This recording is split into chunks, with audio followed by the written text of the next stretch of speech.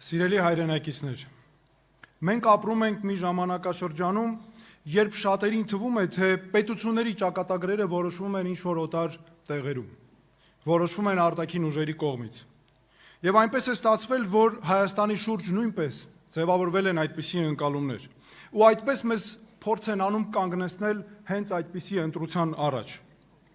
Բայց սա ընտրություն չէ, որ ժողովուրդն ինքն իր համար կարող է անել սեփական պետության համար։ Մոսկվայից մեզ ասում են, որ ուզում են մեր երկրի խորհրդարանի ընտրություններում տեսնել իրենց նախընտրած ուժերին։ Բաքվից ասում են, որ ուզում են հաղթի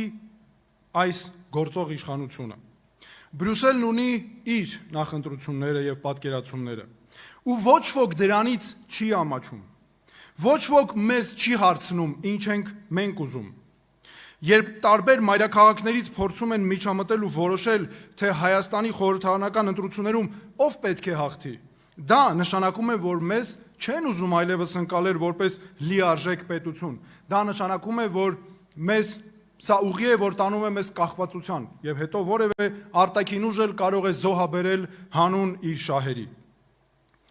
Հայաստանի ընտրությունները չեն կարող լինել օտար շահերի համար հանրաքվեի։ Սա ընտրություն չէ օտար ճամբարների միջև, սա ընտրություն է հանուն անկախ ու ինքնիշխան պետություն ունենալու։ Նա, ով առաջարկում է ընտրել, քվեարկել Ռուսաստանի համար կամ Արևմուտքի համար, նա, ով վախեցնում է մեզ ասելով կամ ես, կամ պատերազմ, իրականում մեկ բան է անում, վաճառում է Հայաստանի ինքնիշխանությունը ընտրական արդյունքի դիմաց։ Երկրի արտաքին քաղաքական ուղին ձևավորվում է,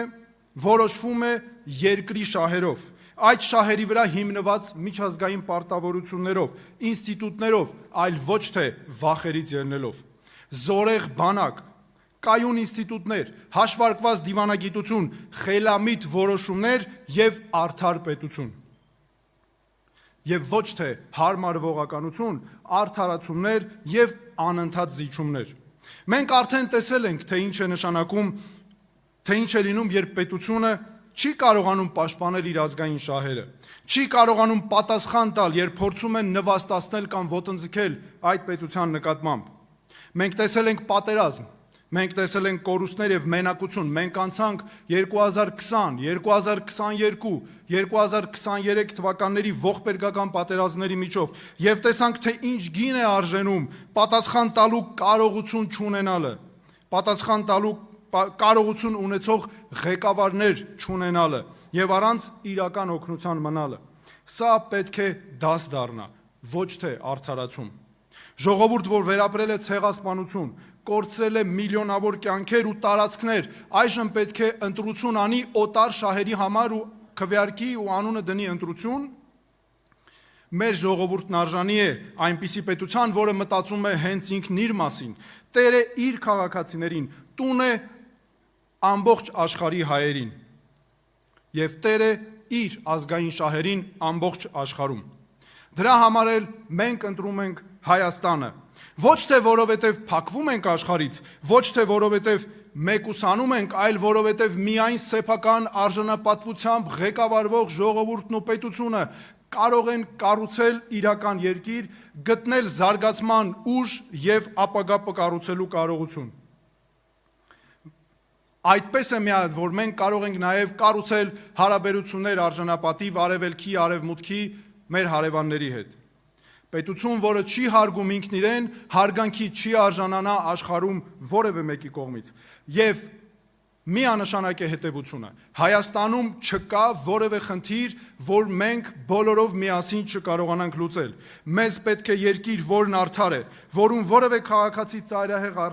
աղքատության մեջ չի ապրում, որտեղ պետությունը ոչ թե արտոնություններ բաժանելու կամ լավ կյանքով ապրելու միջոց է, այլ մարդուն ծառայելու հանուն հարատև ազգային պետության նվիրական առաքելություն է, որտեղ սերունդներն ունեն պատասխանատվություն իրար նկատմամբ։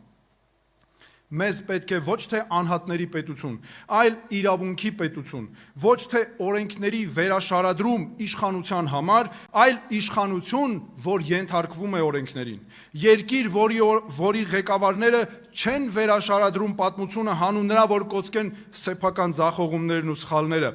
պետություն, որը չի մոռանում իր քաղաքացիներին, պետություն, որ իր թվացյալ խաղաղությունն ու կայունությունը չի կառուցում նրա վրա, որ մոռացության տա սեփական խնդիրները, մոռացության տա սեփական քաղաքացիներին։ Մեր պետությունը պետք է լինի հոգատար ամեն մարդու նկատմամբ։ 35 տարի մեզ ստիպել են ընտրել կամ կոռուպցիոներներ, կամ անկարողներ, կամ օլիգարխներ, կամ թույլեր, կամ Ռուսաստան, կամ Արևմուտք, կամ անվտանգություն, կամ ժողովրդավարություն։ Մենք ասում ենք բավական է, կամ կամի, ժամանակն է սովորել ասել եւ անվտանգություն, եւ ժողովրդավարություն, եւ ուժեղ բանակ, եւ ազատ տնտեսություն, եւ ազգային արժանապատվություն, եւ ժամանակակից պետություն, եւ Սփյուռքի հետ կապեր, եւ ինքնուրույնություն։ Սա ուտոպիա չէ, սա խելացի որոշումների ճանապարհ է, սա արդար որոշումների ճանապարհ է։ Եվ հենց այսպես է գալիս արդարությունը։ Մենք սա անել կարող ենք, եւ եթե անել կարող ենք, ուրեմն պետք է անենք, եւ մենք պետք է աշխատենք այնքան, որքան կարող ենք, իսկ դրանից հետո էլ այնքան, որքան պետք է։ Ես դիմում եմ նրանց, ովքեր հերոսական պայքարով ստեղծեցին մեր պետությունը։ Ձեր սխրանքը զուր չէր։ Միասին մենք կկառուցենք պետություն, որն արժանի կլինի ձեր զոհողությանը, ձեր սխրանքին, հայոց պաշտպաններին։ Ես դիմում եմ մեր մայրերին, մենք թույլ չենք տալու, որպեսզի ձեր վախերը այլևս քաղաքական գործիչները օգտագործեն իրենց հանուն նեղ շահերի։ Մենք կկառուցենք երկիր, որտեղ դուք ոչ միայն չեք վախենա ձեր երեխաների ապագայի համար, սիրելի մայրեր, այլ կունենաք վստահություն հայրենիքում նրանց ապահով կյանքի համար։